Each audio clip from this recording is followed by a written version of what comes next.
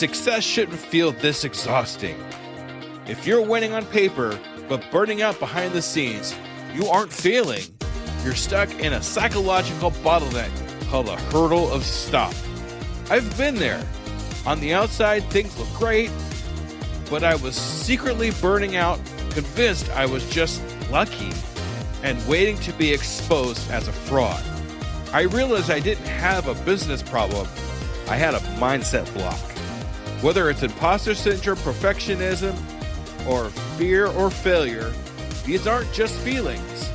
They are growth bottlenecks. Identify your specific hurdle and get one immediate action step to regain your momentum today.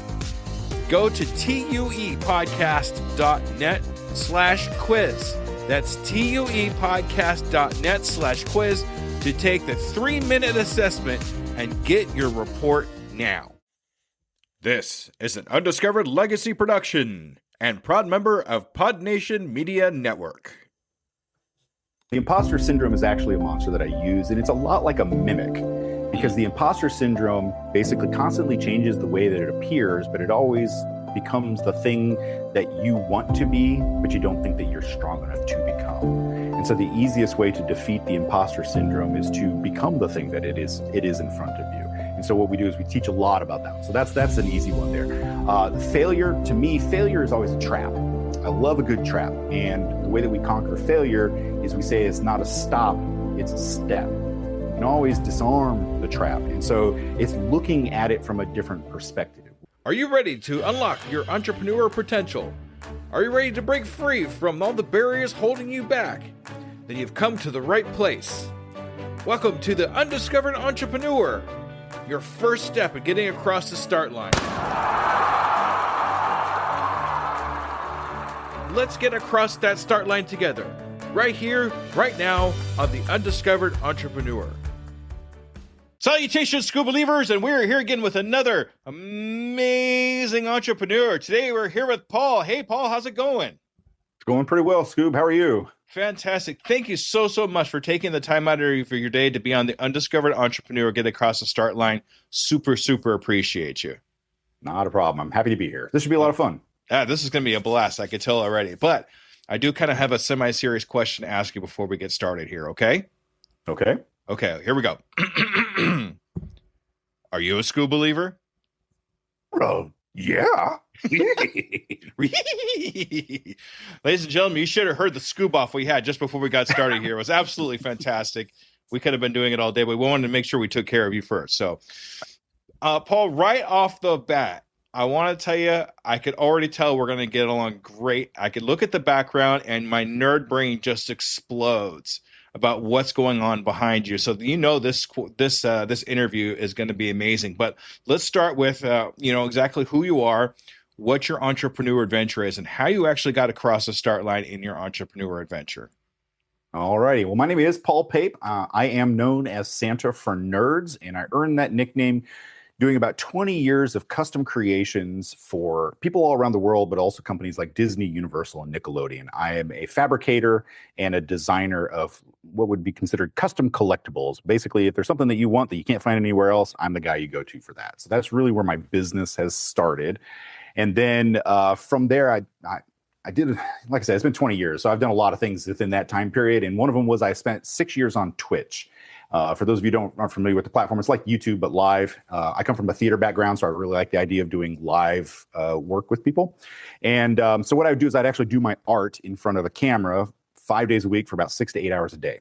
And during that time, what I was constantly asked by the people watching my show is, how is this possible that you can be an artist and make a living at it? Like, how do you figure out to charge? All the questions that creatives would ask, they were asking me, and I was answering them over and over again. And at one point, I came to the conclusion that I should just do that, be the person who just answers those questions. And so on the side, I started doing a consulting job. And so I was consulting other creatives on how to do this. And what I realized throughout that brief period was that they didn't understand business at all. I could tell them all the answers. it just went right over their head or their eyes glazed over and it just became too much work. They didn't want to deal with it. And so I was hired by this company. They're a bunch of creatives. There's three of them. They're creatives. They have a dragon making company and they were doing really well. They were doing like 7 figures on paper. But then when I went to talk to them, they're like, well, we need you to hire you because we don't understand business and we're not doing well. I'm like, well, you're making 7 figures. They're like, yeah, but we're netting about $50,000. Ooh. I'm like, that's a huge discrepancy there. So I'm like, yeah, absolutely. And so I sat down with them. I went out to where they lived and we were doing a live consultation. I was sitting there with them and I asked them a simple question, what is it that you guys do within the business? And they look at me and they're like, oh, we do everything. All of us do everything all the time. I'm like, yeah, that's a great way to fail at your business. So why don't we say, what do you do specifically? What's your main job? And so they told me, and I'm like, well, how do you interact with this? And like, we don't know. I said, okay, how about this? I know you're nerds. I'm big nerd guys, and they're big into gaming. I'm big into gaming. And so I said, how about this? I want to come back tomorrow and we're going to, I don't know, play Dungeons and Dragons Business Edition. And what I'm going to do is I'm just going to make it up. We're going to do a campaign, but instead of playing like a warrior or a mage or a rogue, you're going to play your role in the business.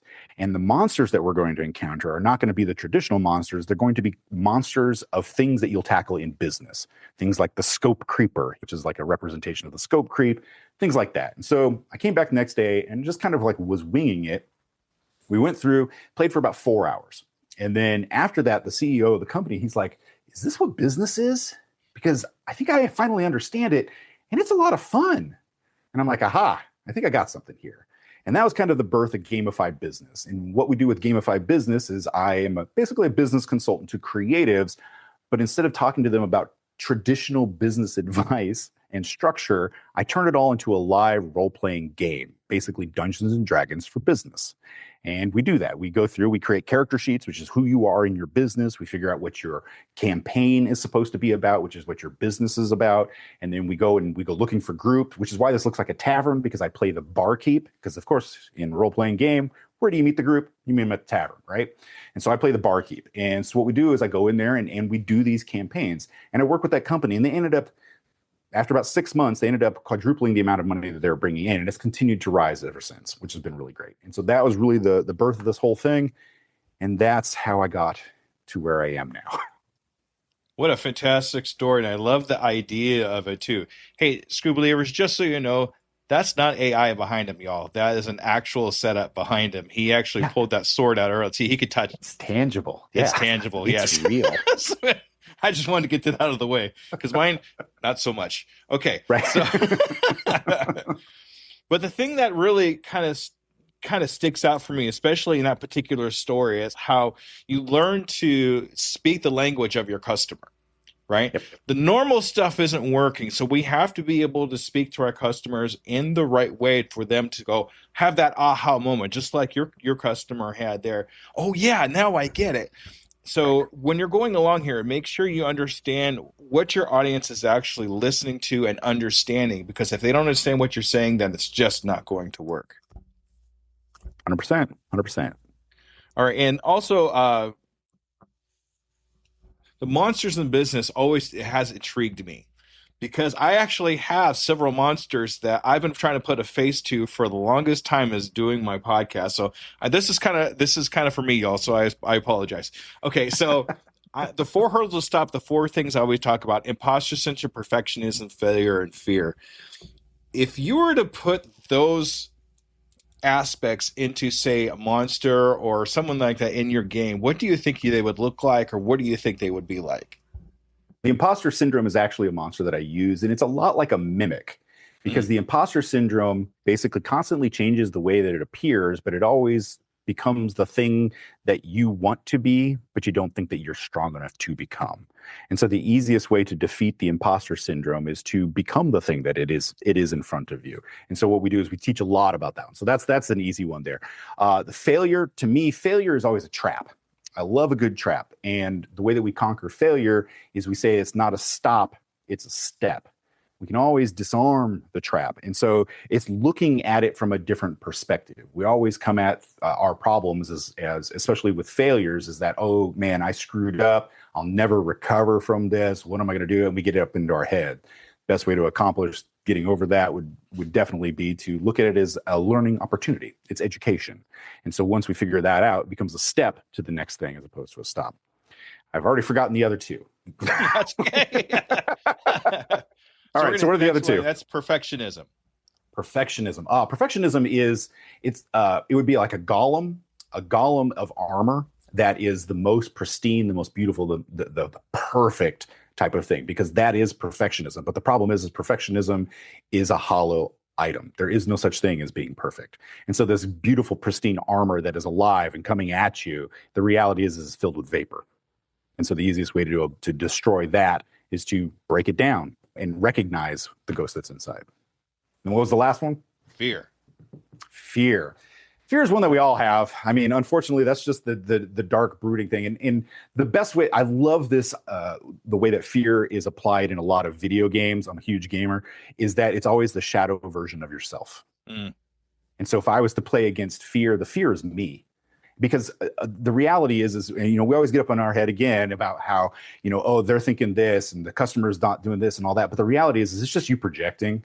99.9% of the time, people are not thinking about you as much as you think that they are. And so the big fear is you. And so the best way to deal with that is to understand who you are in business or in life, and then do a lot of self-reflection. And then it basically shines a light on the shadow you, on your fear. And you just see that really it's just your shadow that you've been chasing. That's amazing. What kind of makes me think back a little bit is fear is actually a part of us. It's a part of who we are. So we really need to embrace that fear. We need to embrace that shadow. So the thing that comes into my mind, I remember watching Star Wars, a cartoon Star Wars, where Yoda was facing Dark Yoda. I don't know if you remember that one or not. And they would fight and fight and fight, and it was just a complete stalemate.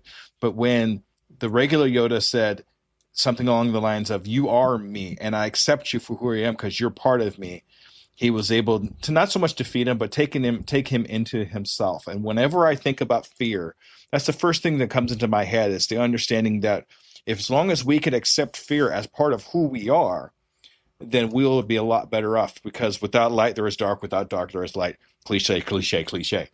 But yeah, so that's what I think about. Yeah. I mean, you're spot on there. I mean, and that's the big thing is like when creatives, because I deal a lot with the creative people, and every artist is a creative, but not every creative is an artist. So I work with a lot of people in a lot of different fields. But when they want to make that leap into entrepreneurialism, it's that fear of taking that first step, or of opening the door into new opportunities. It's always there, and it's always inside of us. And that is, it's laid, the groundwork for that is laid from the time you're born up until the time you make that decision to go. I mean, it's everything environmental, personal, everything that's piling into that. But the reality is exactly what you said. It is you. And so if we can make that first step, and the best way to do it is to be informed about who we are and what we can do, just like Yoda did. Exactly. And then we got to get across the start line. That's what I call that. We got to, whether it's like a little dinky step, whether it's talking to somebody like you, Paul, or reading a book or something like that, we have to take that first step, because without that getting across the start line, there's no getting across the finish line. It's just how it works. Absolutely. 100% agree. All right. That's awesome. So I understand how you're working here, but I'd like to go back 20 years ago. Let's go back 20 years ago. What kind of made you think, okay, this is what I want to be. This is what I want to do. I'm really curious about that. Yeah, I really wish somebody would ask me that question, because I still don't know what I want to do or what I want to be. But I can get you back to where I was at that there you time. Go. So 20 years ago, I was a college professor. I was teaching design for theater, and I hated it. I loved teaching the students, hated the bureaucracy that was the university system. And basically, I was looking for an out. And I just so happened to have a student. This is when the Nintendo Wii came out. I don't know if you remember that old gaming thing back in the day. And they had your avatar, and there was called a me. And he had asked me if I could sculpt him a me of himself and his girlfriend at the time, and as just like a gift. I'm like, yeah, sure, not a problem. So I made it for him, whatever. And what I didn't know, and again, this is really early in the internet days, and so it was before everybody had YouTube, Instagram, Facebook, all that stuff. And what I didn't know is he had taken pictures of it and submitted it to basically a blog called Super Punch. And it's big nerdy blog, whatever. And he gave him my contact information, and basically orders started pouring in, more and more orders. And what happened was I started making more money on a side hustle than I was at teaching, and I was loving it. And so the end of that school year came up, and I said to my wife, I said, hey, can I stop being a professor and try to do this like freelance art thing full time? And she thought I was crazy, but she said, look, I'll give you 1 year. And if you don't, then you go get another job. I'm like, okay, absolutely. And then I stumbled upon a viral idea like, I don't know, 4 months into it, and I made $50,000 in 6 weeks. And she's like, I think you got an idea of what to do here. And that was the beginning of this whole career thing for me. So it was really a matter of desperation. It was like I wasn't happy with where I was. It's not what I went to school. I didn't go to school to be a professor. I went to school to be a designer, really, but in theater. But then that kind of ended abruptly. And then I came up with an idea for a product, but then that one ended abruptly because of changes in technology. And then I found myself in that professor situation, and I just was looking for something that would allow me to be basically the hero of my own adventure rather than playing somebody else's game. Oh, that's a great way to put that. I love that. And the thing that kind of pops out for me is when you want to start something, you could always, and do it just like you did, give yourself a deadline to come to a specific point to make that correct decision, whether you're going to go one way or the other. But you could always, if it doesn't fall back or it doesn't work out, you can always get another job. There's always plenty of jobs out there. There's lots of things you can do to fall back on. And the thing is, too, is it's not always as secure as you think it is. I mean, you're probably more secure doing what you're doing now than you would if you were working a regular job. Yeah, my old professor job is gone. It got eliminated. So yeah, I would have been out on it on my own regardless. So yeah, you're not wrong. And the thing that sticks out for me too is just because we start somewhere doesn't mean that's where we're going to end up. You got a degree in something, but you probably, if at all, you never used it. And if you did, it was only for a short time. Correct. But you ended up doing something that you love, and that's when we know we're working in our zone of genius. And that's a big, big part of what I talk about in my podcast is working in our zone of genius. Because if you're working in your zone of genius, you're doing something that you love, and you're going to do it forever. And at that point, you don't even care if you get paid. Paid is like, oh, I get paid to do this too? That's great. It's like an extra. But you get so much fulfillment from doing what you love, and seeing the faces of people light up will never equal the amount of money that you're going to get in your life, because it's such a great feeling. Yep. At the end of the game here, when you're dead and gone, I'd rather fill a church with pews of people I've helped than to fill it full of the dollars of the people of the money that I took. Is really how I'd like to look at that. So for me, it is about touching lives. Unfortunately, money is a deadly asset that you have to have. We all got to earn our gold pieces. But the reality is if I could help everyone for free, I absolutely would. I'd make a horrible Batman because I just couldn't be the rich philanthropist. I'd be giving it all away. I think we're all kind of like that in one way, shape, or form. So don't feel too bad about it. So given what I've talked about, as far as like the 4 hurdles to stop and things like that, what do you think stops most entrepreneurs from getting across the start line? I mean, what is your take? What is your experience? We're helping with other people get started on things. What do you think stops them the most? Honestly, it's that inner shadow. It's 100% what it is. It's that beast telling them that they can't. I found that once I can get the snowball rolling, once I can get them to take that first step to get on the journey, then it just it just runs, because they're doing something that, like you mentioned, they love, they're passionate about it. It's that thing. It doesn't necessarily need to be their full-time job. It can start off as a side hustle. That's fine. But once you start getting momentum in it, it just runs itself. It's really getting them off the couch, getting them outside of their head, telling them that it doesn't need to be perfect. It just needs to start. We can perfect it down the line. It's all about just making that first step and working forward. That's the biggest obstacle that I run into people, because creative people have great ideas. Entrepreneurs have great ideas. And if it's not this one, it's this next one. It's not that one, it's another one. And one of the things that's a great like motivator is showing people who've had great ideas and sat on it, and then see somebody take that same idea, a poorer version of it, and come out into the market with it. And they're like, I came up with that years ago. And I'm like, yeah, but you didn't do anything with it. There's your motivation. Their next idea, be the person who put it out there so that someone else can be like, man, I had that idea, but they came out with it first. And that goes into start something too. Is like, that's happened to me a couple of times. I do have to say that, where it's like, oh, I had that idea months ago. What happened? And the thing is when you have an idea, when something comes across you the first time, if you don't act on it now, then the universe will find somebody else to do it for you. Or because that's kind of how it works. The universe puts things out there for people to find, and if the universe thinks it needs to be, and this kind of sounds kind of weird, if the universe thinks it needs to be done and you don't do it, then the universe is going to find somebody else because it needs to be put out into this world. So why not you? Why don't you take that first step in getting across the start line and have the calling of the universe be you? Absolutely. We're all handed quests. And if you don't believe us, I can give you a great example. If you've ever seen movies come out and they come out like, why is that theme like 2 or 3 movies at the same time? Where Volcano came out at the same time as some other movie. It's like the disaster movies always seem to come out in 2s and 3s. It's the same thing. The universe is putting the idea out there and people are latching on to it. And it's the same thing in life. I mean, everybody has great ideas and they seem to come out of nowhere. And it's not. It's the universe kind of throwing them out there. And it's just like finding a quest. The quest giver just, comes on high. The yellow box pops up in front of you and says, here's the quest, accept yes or no. And it's those people who hover on that. I'm not sure. Somebody else is going to hit click yes and go. Oh, I love the I love the way you put that. That's so awesome. Because that happens to us all the time. We have to be able to press that yes button and not overthink. It's okay to think about it. Sure. But don't overthink about it because it's going to be too late. Yep. Strike while the iron's hot. That's what they say. That's right. And things start happening to you when you get across the start line. When you actually hit that go button, it's so strange how the world around you warps into something positive for yourself that's going to keep you going because people are starting to find you. Things are starting to happen around you because you put your energy into the universe house to say yes.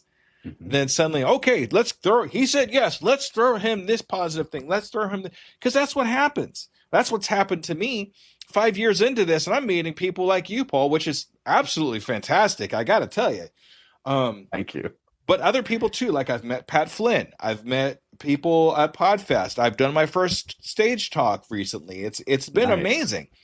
But none of that would have happened if I didn't get across the start line. And all those positive things just kind of like popped up. I didn't ask for it. It just kind of happened. And that's kind of how it works. At least that's how I think it kind of works. No, it absolutely does. Opportunity begets opportunity. And it's because they understand there's a willingness to try. That's the thing that a lot of people don't grasp right away, is that when you make that first decision to just risk it for the biscuit, then other risks come at you. And you're like, well, I've already risked it once and nothing bad happened. Let's try it again. And what you're doing is you're just opening yourself up to opportunities, and then opportunities beget opportunities, especially when you're doing something that you're passionate about, because then people understand that enthusiasm that you bring to it. And they're like, oh, I want to follow that person. This person's always doing these great things. And so they'll throw, can you do this too? Yeah, sure, I can do that. And it just builds this momentum. It's really nice. And if you do have a passion for something, there's always a way to turn it into something that somebody else needs, a service, or maybe even it's, for example, like I listen to 2 or 3 D&D podcasts, right? So they're making a living playing D&D. Come on now, really? There's nothing. Right. I mean, for me, there's nothing better than that. There can't be anything better than that to get paid to play D&D, right? So exactly. There's always like the one person that says, "Hey, I want to do games." Great. Do you want to make games? Do you want to? There's even playing video games. There is a way to make a business out of it, and to make money out of it, and to help other people to do it. So don't be afraid to get across the start line and see if it's something that's viable. Work in your zone of genius as much as humanly possible, and positive things will come your way. Yeah, that's right. Do it. Just do it, right? Be a Nike shoe and just do it, right? That's right. Just do it. That's right. Okay. So I know you've been on a couple podcasts before, and I'm sure you've always heard, what was your hardest pitfall? What was the hardest problem you went through? Blah, blah, blah, blah, blah. So I'd like to put a little bit of a spin on that. And what I'd like to know is, what's the hardest pitfall that you came across that you're proud of? It's a matter, like, I'm glad I went through this pitfall and problem because this positive thing came out of that changed everything. Do you have anything like that ever happen to you? Absolutely. So, when I was just starting out as a young buck out there doing my first adventures, whatnot, I had gotten this job interview to basically design a regional campaign, an ad for a grocery store chain. It's like, sure, absolutely. So the guy who owned the grocery store. He's like, yeah, we're going to meet on this day. Here's my original idea. And it was for something called Major Savings. And it was a dancing, marching bear in a drum corps outfit. And I'm like, okay, cool. And I actually went and, I'm a guy who likes to do my research. So I went and did my due diligence and whatever. And so when I went and talked to him, I was like, hey, I love the dancing bear, but, there's not a lot of bears grocery shopping. So what we need to do is think about your actual customer. I said, like 96% of shoppers are female. So I actually had an illustration of my wife. And I'm like, like this, I think it should be this, not the dancing bear. And, this person could talk to women and say, hey, you're the shoppers of the family. You're here to save money, all of this. And it would just be like a one-on-one. And he's like, oh, that's a really good idea. What we'll do is we'll think about it and I'll get back to you. I'm like, okay, cool. Never heard back from that guy. 6 weeks later, I get a flyer in the mail. My wife's picture is on his flyer. Then her cartoon is on the television. And so I sued the guy because I'm like, you stole my art. You stole my ID. You stole all of this. And so we went before a judge and the judge is like, did you invent women? I'm like, well, no, I didn't invent women. He's like, all right, throwing the case out. And I'm like, okay. So as I'm leaving, the guy who owned the grocery store came up and he patted me on the back and he goes, next time, don't give away all your good ideas before you sign a contract. And I was like, wow, okay. So, I was at the time really kind of upset about this and I fumed on it. But then the more it started to sink in, I was like, wow, that's great advice. Cause I'm a helpful person. I would, like I said, I would help anybody for free. But then I realized that sometimes the person that you're helping is the Goblin King and they're there to stab you in the back. And so I was like, that's really good advice to know. And so what I do is I tease the ideas. I don't give out the ideas. And that's saved my bacon more times than you can count throughout my career. So I'm glad that it started when it did. Horrible that I went through it and I had to pay lawyer fees and it was all new territory for me. But now I can also give that advice to other people who are starting out. It's like, don't be so generous. Don't be guarded, but don't be so generous, because the thing that people are paying for is not the fact that you can do the work. It's the ideation. Ideas are worth way more gold than the person who can actually do the work. So just keep that stuff to yourself. Yes, that's actually fantastic advice. And I'm definitely going to take that to heart too, because I'm a really soft-hearted kind of guy. And I'll sit down because I'm a coach, but I find myself like talking for these people for 2 hours on a free coaching, just giving them everything. I'm going like, well, now they don't need me anymore. It's like I'm talking to a mirror. What is this? We should just be in Scooby voice right now because it's just, right. That's right. It's 100%. It's like I do that. I find myself doing that often. And the reason is because and I assume you're the same way. You genuinely want to help people. And that's why you do what you do. It's why I do what I do. And I hate to see somebody struggle. I'm literally working with a client right now. She's hemming and hawing over the price and the timing and all this. And I'm like, here's what you need to know. And I'm like, no, don't. But I'm like, it would be so easy for me because I have the information. I don't like to be a gatekeeper. And I'm just like, I just want to be generous with it. But at the same time, there's got to be something that makes us valuable in a way that somebody wants to pay for this. And unfortunately, talking is a really weird intangible. Like I could give you a book and be like, this is $50 or whatever it is, whereas advice from my mouth is a weird intangible. Like, how do you put a price on that? Especially when I'm willing to talk to you for free. So you've got to build in these safeguards. And what I find is that everybody has the same pain points, and we can talk to them about that without giving them the specifics that they need that they would have to pay for. Not that there has to always be the barrier of pay, but you know what I mean? It's just, but enough that they pay for it so that there's value in the thing they get. But I've also found, and maybe you'll agree with me on this one, that sometimes when you give the advice for free, they don't take it because it's valueless. And it's when you apply the price to it, it hurts them a little bit that they're like, I paid for this, I better do it. So. Yeah, putting skin in the game for people, it makes a big difference. I've noticed that too in a couple of things that I've done. Okay, I'm going to give away a little secret here, y'all. I do have a podcast network called Pod Nation Media Network. And there's about 11 or 12 of us on there. Now, the guy I got it from, he literally just gave it to me. He said, here, I can't do this anymore. And he was doing everything for free. He was giving away everything. He was doing this posting. He was doing everything for free. And which was fine, but we weren't getting anywhere. That's just it, because we had made any kind of money at all to be able to get advertising out there or get anything. So once I started actually even charging just a minute amount, it's not a really big amount that I charge, just a little amount monthly to, keep the lights on, to be able to keep the services going. More now, we're actually seeing some affiliates come in. Now we're seeing a little more pull in our downloads and things like that, because now we have skin in the game. So being able to charge isn't so much about, hey, I need the money, but it's also a service to the other person, to give them the drive to implement what you're trying to teach them. Because otherwise it's free. They're just going to throw it away, or they're going to use, oh, that was good. Okay, I don't need this anymore.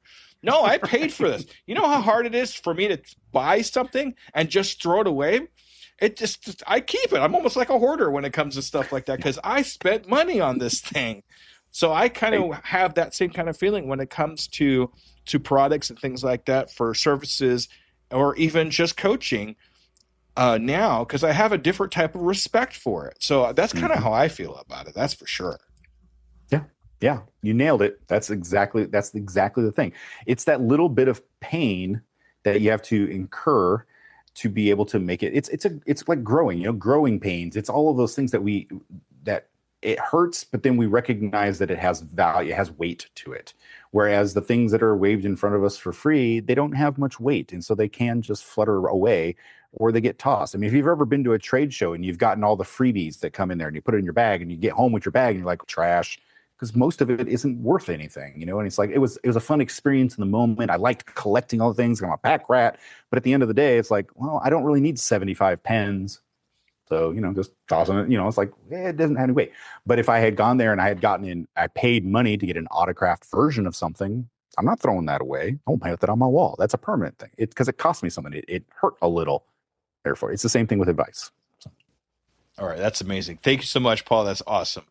So what I'd like to do here is, if you came across a brand new entrepreneur that's just getting started, I mean, you met them in the coffee shop or in the dungeon, or however you want to put it for yourself, and you found out they're just starting an entrepreneurial adventure, what one good solid piece of advice would you give? What one good solid step would you have them take? I ask them 2 questions. This is the answer. The first question is, what are you passionate about? Easy enough. Everybody can answer that one. This is the real advice. What do you do with that passion that makes you stand out from everyone else who has the same passion? That's the advice. It's the best advice I can give you, because once you know that, that's the seed to your business. Grab onto that, plant it, water it, pay attention to it every single day. It turns into the tree that is your business. So understand what your passion is and hang on to it. And I see that's what you've done. You're passionate about, look, it's right here. Yeah. You're passionate about business and you're passionate about D&D. How do you mesh these things together to help other people learn what they're going to do? And how much more fun can it be with being in your passion of being a dungeon master or being a player or anything else when it comes to that? So that's fantastic advice. Thanks. Yeah. All right. So I have a tradition I have with all my guests. In the next 6 months, where do you see yourself in your company? Do you have a 6-month goal for yourself? I do indeed. So in 6 months, I'm trying to get onto a live stage panel to really talk about this. So I am actually right in the middle of what's called the 1,000 Asks Challenge. I'm trying to ask for 1,000 things that I want out of my business. And some of these are like swing for the fences type of asks, and some of them are pretty basic. Like some of them were applying to be on some cool podcasts like this one, and other ones are like really monumental ones. And so for me, it's really getting in front of a public stage and playing this game live with some people in a full house. That's my 6-month goal. All right, that's awesome. So what I'd like to do with you, Paul, is follow up with you in 6 months. Sure. See if you've achieved that goal and see, what other new experiences you've had in the business world. Is that okay? Yeah, please do. That'd be great. Awesome. Because you're not just accountability. That's right. You're not just accountable to me. You're accountable to all my school believers out there. So no pressure. Oh, great. Love some pressure. All right. Awesome. All right, Paul, this is your time to shine. This is a time where I want you to advertise yourself. How do we get a hold of you and all that good stuff? Okay, ready, set, go. All right. So what you can do is you can get a hold of me over at gamifybusiness.com. That's GAMIFY business, Gamified Business. And there you can actually take a personality quiz, which can teach you who you are in business. It's a class assignment, so you'll find out if you're a wizard or a warrior or a sage. And then it'll actually send you a nice little deep dive into your personality. It gets free of charge, no fuss. So you can find everything there. I also sell 5 books, the Creative Player's Handbook, the Game Master's Guide to Business. I have a workbook that goes with the Player's Handbook. I also have Quit Selling Your Stuff. There's an expletive in there, but I don't like to say it on shows that I don't know if I can. And then the other one is Sell Yourself, which is the Bard's Guide to Storycraft. You can pick all those books up over at gamifiedbusiness.com. The 2 paperbacks are also available on Amazon if you'd like to pick them up. Awesome. We're actually going to link all that into the show notes, so you don't have to go too far. All you do is just go into the show notes, click on the link, and you will see how to get those amazing, amazing books. Paul, this has been an absolute treat. This has to be the most fun I've had in a podcast in a really, really long time. So thank you. Thank you so much for taking the time to be with us today. Thank you, Scoob. I really appreciate it. All right, Scoob Believers, make sure you stay tuned for the wrap-up. Okay, everybody, bye-bye.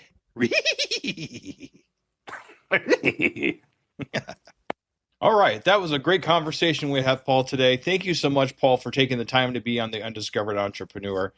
I really hope you took a lot away from this. I know I certainly did, because this really combined 2 of my most favorite things, and that's business and business ethics and how we start businesses and Dungeons and Dragons and using our imaginations to do things. But what if we were always able to combine 2 things that we really love into something and kind of gamify it, turn it into something that you know you love and you want to do so much that you just do it over and over again, and it's all like a game. Just like Paul did when he turned business into Dungeons and Dragons, something that he loved. He gamified it. He turned it into something that was fantastic for him. It was just like a game. And you are able to do the same thing with your business. Turn it into something that you love to do. Find a way to combine 2 things or even 3 things that you love to do most and turn it into one solid, cohesive thing that you love to do. And remember that your biggest competitor isn't actually the market. It's the shadow version of yourself. Finding a combination, just like I'm talking about, a combination of the light and the dark together, because without both, you have nothing. Just like when I talk about imposter syndrome, fear, perfectionism, these are all dark things that we can turn into a tool, something that we can use in our entrepreneur adventure that drives you forward into something new, something great. But there's no way to get there unless we have the dark things first and have those moments where it seems bad at the moment. But if we run towards it, we jump over that hurdle, we get through the darkness and find the light on the other side. There is always a way to do it. Don't doubt yourself.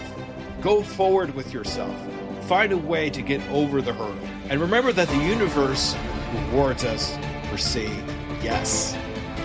If we have an idea, if we come across somebody or something that has a fantastic thought to it, and we don't act on it now, we don't act on it right when we think about it, the universe will find somebody else to do it for you, just like we talked about in the podcast.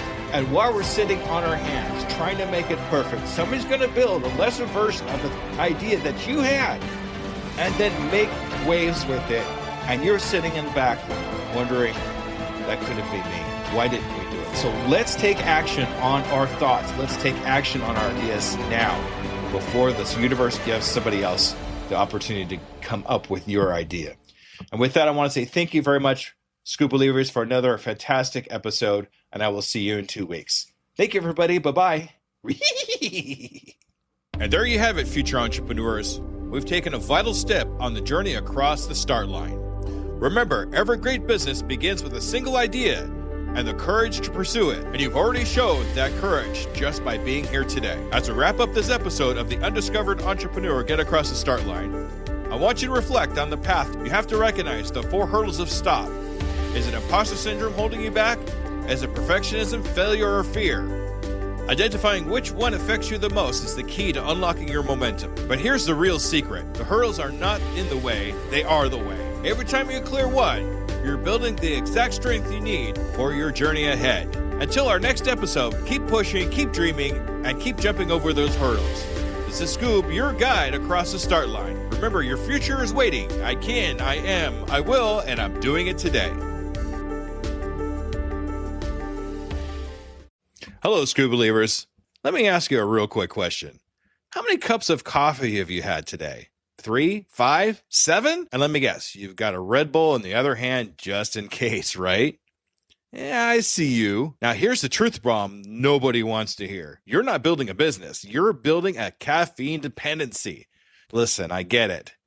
When you're grinding 12, 14, 16-hour days, you're building something from nothing. When you've got payroll to meet, investors to impress, and visions that won't wait. You need fuel. But what if I told you that the fuel that you're using is actually slowing you down? What if the very thing that you think is keeping you sharp is actually making you dull? Enter Rise Coffee.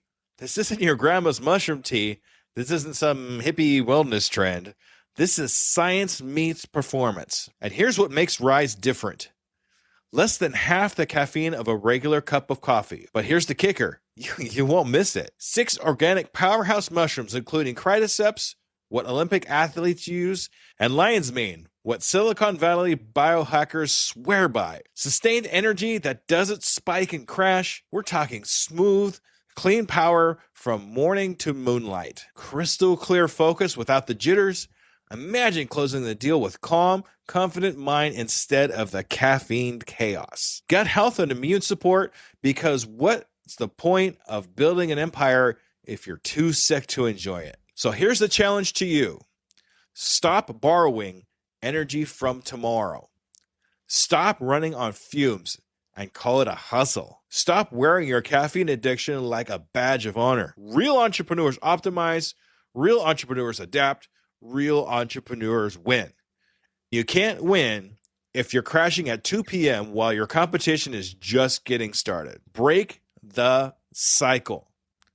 Head to risesuperfoods.com right now and use code PODNA15 for 50% off your first order. That's PODNA15 for 15% off. Try it for 30 days. If you don't feel the difference, if you don't feel sharper, calmer, more focused, more alive, then go back to your 6-a-day cup habit. But I'm telling you, you won't, because once you feel what real energy feels like, you'll never go back. Ditch the addiction, fuel your empire, and rise up. Rise Coffee, energy that builds, not burns.